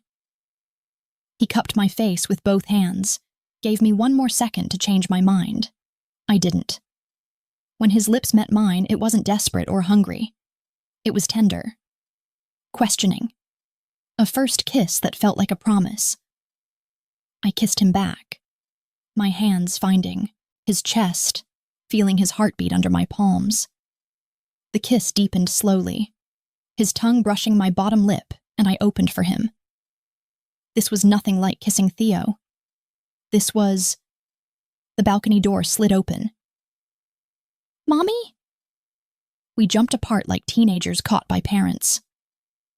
Delphine stood in the doorway, rubbing her eyes. Baby, what's wrong? I was at her side immediately, kneeling down. I had a bad dream, about Daddy. He was yelling. My heart broke. Oh, sweetheart, come here. I scooped her up, and she wrapped her arms around my neck. Over her shoulder, I saw Daewon watching us with such tenderness it made my chest ache. "I should go," he mouthed. I shook my head. "Stay," I mouthed back. To Delphine, I said, "Let's get you back to bed. Do you want me to sing the song?" She nodded against my neck. I carried her to the purple room, laid her in bed, and sang the lullaby until her breathing evened out. When I came back out, Daewon was still there, sitting on the couch. "She okay?" he asked, quietly. "Nightmares. She's been having them since—" I trailed off. "Since her father ripped her world apart. That's normal. Give her time." I sat beside him, close enough that our thighs touched. "I'm sorry about—" "Don't apologize. Your daughters come first. Always. I get that." Still, we were having a moment. "We'll have other moments." He turned to look at me. "Alyssa, I need you to understand something. I'm not here for stolen kisses on balconies. I'm here for all of it. The nightmares and the pancakes, the custody battles and the park days, the messy, complicated, beautiful reality of your life. If that means we go slow, we go slow. If that means moments get interrupted by 4-year-olds, so be it." "You say that now. I say that always." He took my hand. "I'm not Theo. I'm not going to get bored when things get hard. I'm not going to resent your daughters for existing. I'm not going to make you choose between them and me. Because there is no choice. They're part of you. Loving you means loving them. Loving." He'd said it so casually, like it was a given. "Daewon, did you just—" "Yes." He didn't look away. "I love you. I have for a while. You don't have to say it back. I just need you to know." My heart was racing. "That's a lot." "I know. But I'm tired of pretending I don't feel what I feel. I love you. I love your strength, your creativity, your devotion to your daughters. I love how you rebuild yourself every time life knocks you down. I love the way you look at the world like it's full of possibilities instead of limitations." He paused. "And I love that you're scared. Because it means you're taking this seriously. That I matter enough to be scary." Tears were streaming down my face. I can't. I know. You're not there yet. That's okay." He wiped my tears with his thumbs. "But Alyssa, when you are ready, when you can say it back, I'll be here." I wanted to say it. Wanted to tell him that maybe I was falling for him too, that maybe this terrifying thing between us was real. But the words stuck in my throat. Instead, I kissed him again. Poured everything I couldn't say into the kiss. He understood, kissing me back with a tenderness that made me ache. When we finally broke apart, he rested his forehead against mine. "I should actually go this time," he said, "before we get interrupted again, or before I do something stupid like ask you to let me stay." "Would that be so stupid?" "Yes, because you're not ready for that either, and I want to do this right." He was right. Frustratingly, perfectly right. At the door, he kissed me one more time.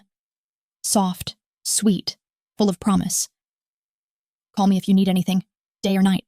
I mean it." "I will." "And Alyssa, what I said about loving you, I meant it. But there's no pressure, no expectations, just think about it." After he left, I stood in my quiet apartment, fingers touching my lips, trying to process everything. Daewon Han loved me. The man who'd investigated my husband for 4 years, who'd appeared in the rain, who'd given me everything without asking for anything in return, loved me. And the terrifying part? I was pretty sure I was falling in love with him too. Chapter 11. The next few weeks fell into a rhythm. Days were about the girls, establishing routines, helping them process everything, making our apartment feel like home. I enrolled them in a new preschool closer to my place. We went to therapy twice a week, individual sessions for each of them, plus family therapy for all 3 of us. Their therapist, Dr. Kim, was gentle but direct. "They're resilient. she told me after the third session. But they've experienced trauma. The sudden separation from their father, the upheaval, the move. It's a lot for 4-year-olds. Give them time, consistency, and love. That's what they need most. Nights were different. After the girls were asleep, Day One would come over. We'd talk for hours, about everything and nothing. About his company expansion plans, about my hotel designs, about our childhoods, our dreams, our fears. He never pushed. Never asked for more than I could give. Some nights we'd just sit on the couch, my head on his shoulder, his arm around me, watching terrible reality TV and making fun of it. Other nights we'd kiss until we were both breathless, hands wandering but never going too far. I'd pull back, overwhelmed, and he'd let me, every time. "I'm sorry," I'd say. "I'm not trying to tease you, I know. You're not ready. It's okay." "When will I be ready?" "When you stop asking that question." He was right. Again. The media frenzy eventually died down as new scandals took over the news cycle. Theo's trial date was set for 6 months out. His lawyer tried to negotiate bail, citing his ties to the community, but the prosecution argued flight risk given the Seoul tickets. He stayed in federal detention. Part of me felt guilty. Part of me felt relieved. Mostly, I just felt sad that it had come to this. 3 weeks after the custody ruling, I got a letter. It was from Theo, from federal detention. I almost threw it away without reading it, but curiosity won. "Alyssa, I don't expect forgiveness. I don't deserve it. But I need you to know something. When I said you became ugly after kids, I was lying. You didn't become ugly. You became powerful. And that terrified me. Before the girls, I could control you. Could make you believe you needed me. But after they were born, you had something that mattered more than me. And I couldn't stand it. So I tried to destroy it. Destroy you. Make you as small and powerless as I felt. I failed. You won. And I'm glad. Not for me. For Oriana and Delphine. They deserve a mother who fights. Who's strong. Who shows them they can be anything. I robbed them of that for too long. I'm going to prison. Probably for a very long time. And I deserve it. But before I go, I need to say this. You were never ugly. You were always extraordinary. I just couldn't handle it. Take care of our daughters. Teach them to be like you, not me. Theo P.S. I signed the divorce papers. I'm not fighting you anymore. They're being filed today. You're free. I read it 3 times, crying the whole time. Not because I still loved him, but because I finally saw him clearly. A broken man who'd tried to break me because he couldn't fix himself. I showed the letter to Day One that night. He read it silently, then set it down. "How do you feel?" Sad. Not for us, for him. That he could never see that love doesn't require control. That partnership doesn't mean ownership. "Are you going to write back?" "No, there's nothing left to say." I folded the letter carefully. "But I'm going to keep this, for when the girls are older. So they understand their father wasn't a monster. He was just broken in ways he couldn't fix." Day One pulled me close. "You're incredibly compassionate. I'm just free, and free people can afford to be kind." 1 month after the custody ruling, I officially started work at Hansung Group. My first day was terrifying. I walked into the sleek midtown office building, rode the elevator to the 40th floor, and was greeted by a team of 5 junior designers who would be reporting to me. Ms. Moreau, the lead designer, a young Korean woman named Ji-Hai, said with a bow, "We're honored to work with you. Your portfolio is incredible." "Thank you, and please call me Alyssa." We spent the day reviewing the Manhattan Hotel project. My designs from those early sketches had been refined, digitized, rendered in stunning 3D. Seeing them come to life was surreal. "The cherry blossom installation," Ji-Hai said, pulling up the rendering. The engineering team says it's ambitious but doable.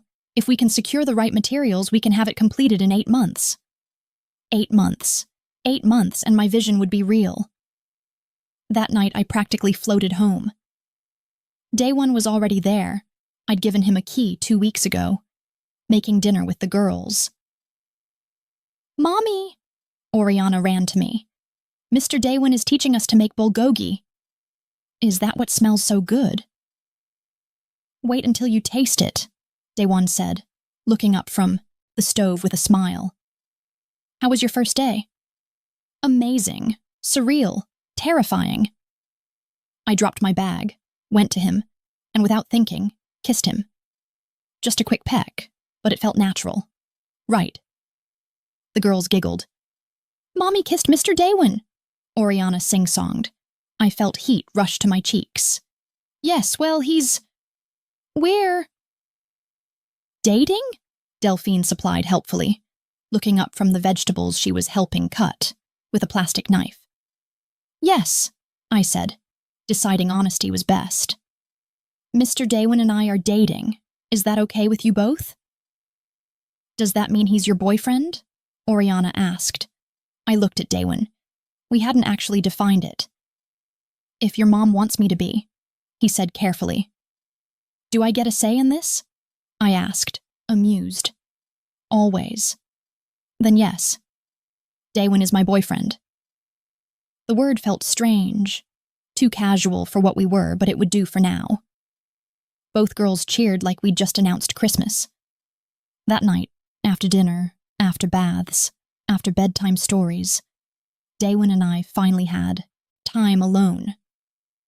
"Boyfriend," he said, pulling me onto the couch beside him. "That's very official." "Too official?" "Not official enough, but it's a start." We were getting better at this, the casual intimacy, the comfort of being together. He'd taken to keeping clothes at my place. I had a toothbrush at his penthouse even though I'd never stayed over. We were building something. Slowly, carefully, but real. "Can I ask you something?" I said, hurled into his side. "Always." "Do you ever regret it? Waiting 4 years for someone you barely knew? Investigating my husband? Getting involved in all this mess?" Daewon was quiet for a moment, his hand tracing patterns on my arm. "Never," he finally said. "Not even for a second. Because Alyssa, every moment of those 4 years led to this. To you and me on this couch. To your daughters calling me Mr. Daewon and teaching me about Moana.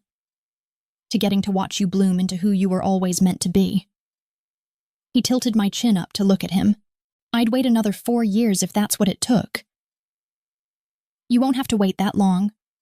"For what?" I took a breath.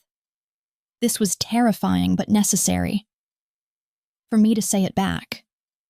That I love you. I'm not there yet, but I'm getting close. And I need you to know. It's not gratitude. It's not rescue. It's just you. Who you are. How you make me feel. How you treat my daughters. How you see me. His eyes went soft. "Alyssa." "I'm not saying it tonight. Not yet. But soon. And I wanted you to know it's coming."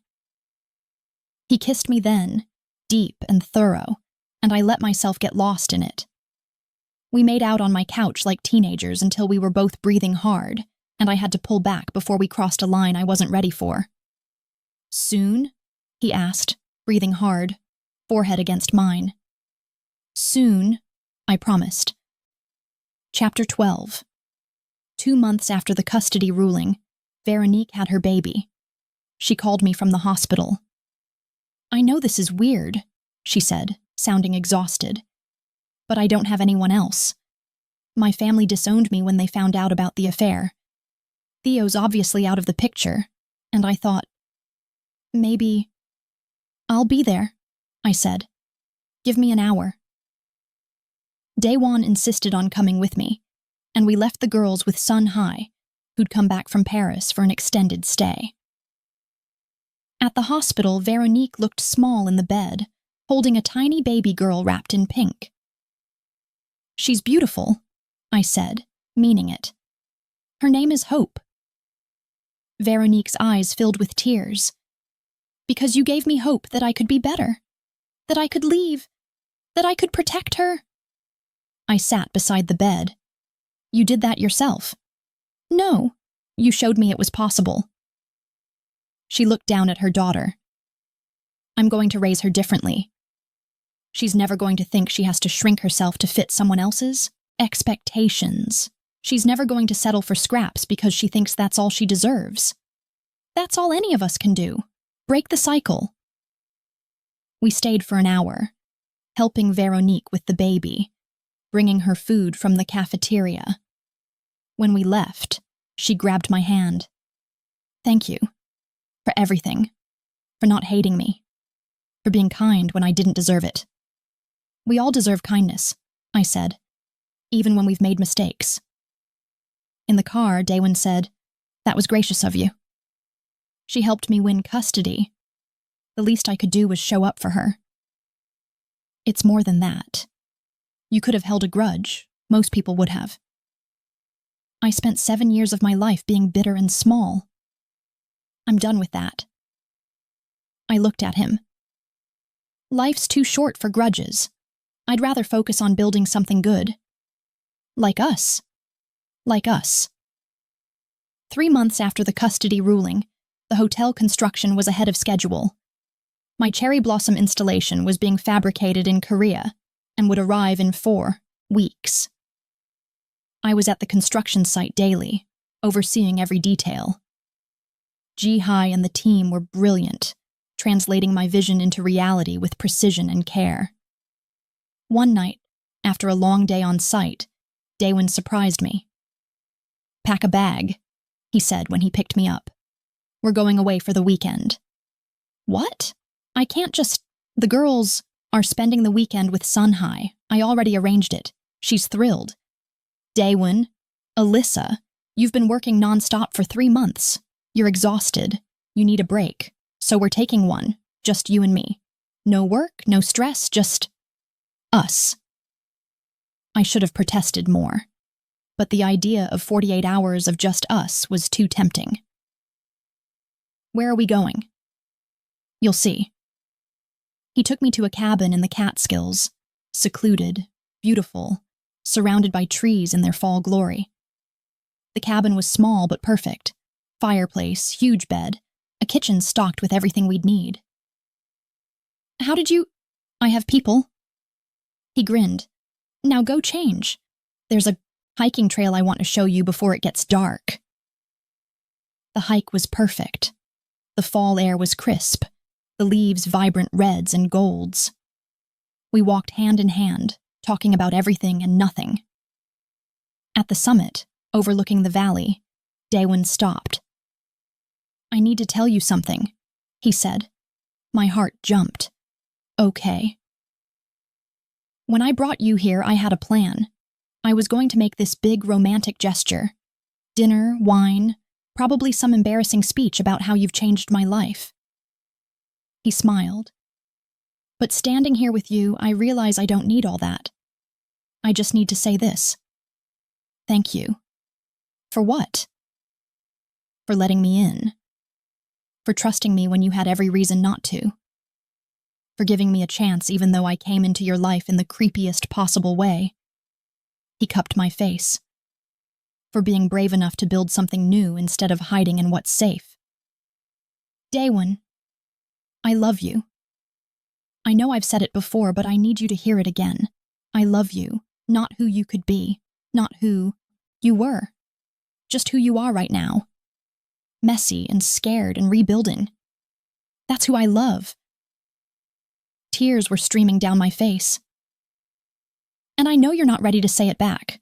That's okay. I'm not saying it so you'll say it back. I'm saying it because it's true. What if... My voice broke. What if I'm ready now? He went still. What? What if I'm ready to say it? Because Daewon, I love you too. His eyes widened. You... what? I love you. I'm terrified and I don't know what I'm doing and I'm probably going to screw this up somehow. But I love you. You're kind and patient, and you see me and you make me want to be brave, and he kissed me, cutting off my rambling. This kiss was different from all the others. It was celebration, relief, joy. When we finally broke apart, both of us crying, he laughed. Say it again. I love you. Again. I love you, Daewon-han. I'm never going to get tired of hearing that. That night in the cabin, everything changed. We made dinner together, talking and laughing. We sat by the fire drinking wine. And when he kissed me, when I kissed him back, I didn't pull away. Are you sure? We don't have to. I'm sure. I want this. I want you. Alyssa. Daewon, I've spent 3 months terrified of this. Terrified of giving you everything and having it not be enough. But I'm done being afraid. I love you, I trust you, and I want you, please. We made love. He worshipped every inch of me, every scar Theo had made me hate, every curve I'd apologized for. He made me feel beautiful. After lying in his arms, I felt something I hadn't felt in years. Safe. Loved. Whole. I love you, I whispered into the dark. I love you too, he whispered back. Forever. Chapter 13. 6 months after the custody ruling, my life was unrecognizable. The Manhattan Hansong was weeks from opening. My cherry blossom installation was complete, and it was even more beautiful than I'd imagined. Press was calling it the most innovative hotel design in a decade.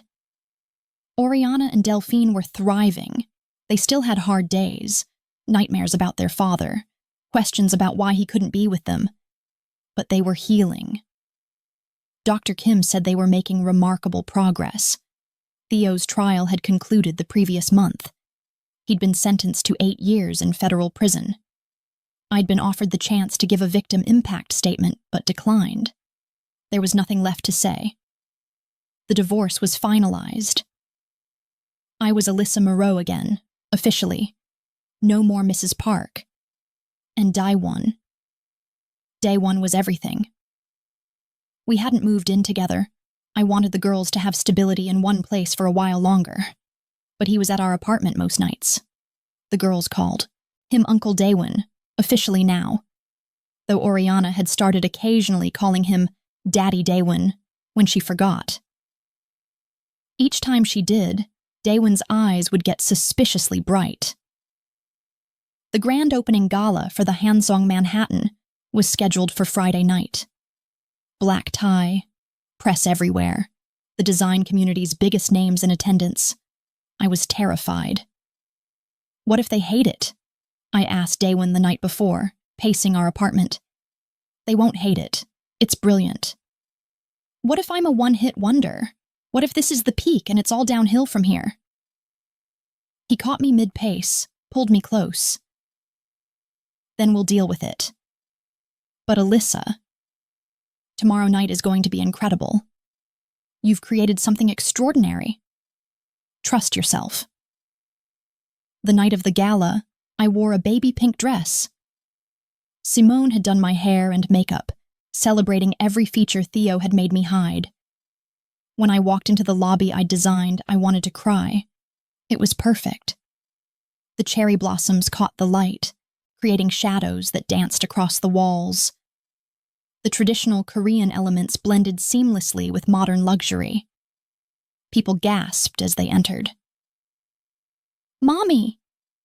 Oriana's voice cut through the crowd. I turned to see my daughters, both in matching purple and yellow dresses, holding Sun-Hai's hands, being led toward me by Daewon. What are you doing here? You're supposed to be at home. Uncle Daewon said we should see what Mommy made, Delphine said seriously. He said it's important. Daewon shrugged, not apologetic. They should see their mother's triumph. They're part of this too. My heart did that complicated thing again. The evening was a blur. Press interviews, congratulations from people I'd admired for years, job offers for other projects. Everyone wanted to know about the designer who rebuilt her life and career after a devastating divorce. I handled it with grace I didn't know I had. Around 9 p.m., after the girls had been taken home by Sun High, Daewon found me on the rooftop, terrace overlooking the city. "You disappeared," he said. "Needed air. Needed a minute to process." He came to stand beside me at the railing. "You did it. Look at this." He gestured to the hotel below. "You created this. You. We created this. I couldn't have done it without your company, your resources, My resources and company don't mean anything without vision. And the vision was yours." He turned me to face him. "Alyssa, I need to tell you something." "Why do I feel like this is a big something?" "Because it is." He reached into his jacket pocket. My heart stopped. I wasn't going to do this tonight. I was going to wait. But standing here with you, after watching you own your success, after seeing you become who you were always meant to be, I can't wait anymore. He pulled out a ring box. "Daewon, let me say this. Please." He took a breath. 4 years ago, I met a woman at a wedding. We talked for 20 minutes about design and architecture and the space between things. And in those 20 minutes, I knew I'd met someone extraordinary. He opened the box. The ring inside was stunning, a sapphire surrounded by diamonds. I spent 4 years watching you from a distance, waiting for the day you'd see what I saw. And then you did. You left him. You fought for your daughters. You fought for yourself. You became the person you were always meant to be. He got down on one knee. People were starting to notice. The rooftop was clearing, giving us space, but I could feel eyes on us. "Alyssa Moreau, you are the strongest, most brilliant, most beautiful person I have ever known. You make me want to be better. You make me believe in possibility. You make me feel like the luckiest man alive just by letting me stand beside you." Tears were streaming down my face. I love you. I love Oriana. I love Delphine. I love our messy, beautiful, complicated life, and I want to make it official.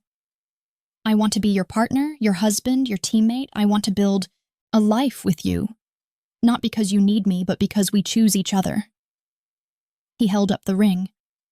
"Will you marry me? For real this time. Not in a courtroom, not as a panic move, but because we love each other and want a future together?" I looked at him. This man who'd appeared in the rain, who'd waited patiently, who'd loved me through my messiest moments. "Yes," I said, voice breaking. "Yes, yes, 1,000 times yes." He stood, slid the ring on my finger, and kissed me as the rooftop erupted in applause. When we broke apart, both crying, I laughed. "The girls are going to lose their minds." "I already asked their permission," he admitted. "You what?" "Last week, I sat them down and told them I wanted to marry their mommy and be part of their family. Asked if that was okay with them." "What did they say?" "Oriana said, 'Finally!' And Delphine said, 'Does that mean you'll teach us more Korean?' So I'm taking that as a yes." I laughed through tears, loving him more than I thought possible. "When?" I asked. "When what?" "When do you want to get married?" "Tomorrow?" He was only half joking. "How about we wait until after your fraud trial is over?" I teased. "That's Theo's fraud trial. I'm squeaky clean." "Still, let's give it a few months. Let the girls adjust. Plan something beautiful. Whatever you want. As long as at the end of it, you're my wife." Wife? The word didn't scare me anymore. They tell you that after kids, everything changes. And they're right. But they don't tell you that sometimes change is the best thing that ever happened to you. That losing everything can be the first step to gaining yourself. That ugly is just what people call you when you stop shrinking to fit their world. My ex-husband said I became ugly after kids. He was wrong. I became free. I became myself. I became loved. And freedom? Self-love? Real love? Those are the most beautiful things I've ever worn. So, what did you think? Did Alyssa's journey make you cry? Did you root for her every step of the way? And day one, was he the perfect book boyfriend or what? That proposal, though, let me know in the comments. Which moment hit you the hardest? The FBI arrest in the courtroom? When Daewon said, "I love you" for the first time? That letter from Theo? Are you Team Alyssa or Team, "I would have handled Theo differently"? And the real question, would you have said yes to Daewon's proposal? If this story touched your heart, do me 3 favors. Smash that like button. Let's get this to 10,000 likes and show everyone that stories about Black women winning matter. Drop a comment telling me your favorite scene. Whether you cried, be honest. If you'd take a chance on a man who waited 4 years, share this video with a friend. And if you loved this story, hit that subscribe button and turn on notifications, because I have more stories coming. To every woman watching this, you are not ugly. You are not too much. You are not broken. You are not difficult. You are enough. You always were. The problem was never you. And just like Alyssa, you deserve someone who sees you, someone who waits for you, someone who chooses you every single day, someone who celebrates your strength instead of fearing it. Don't settle for less. Don't shrink yourself. Don't apologize for taking up space. You are beautiful exactly as you are. And freedom? Self-love? Choosing yourself. That's the most beautiful thing you'll ever wear.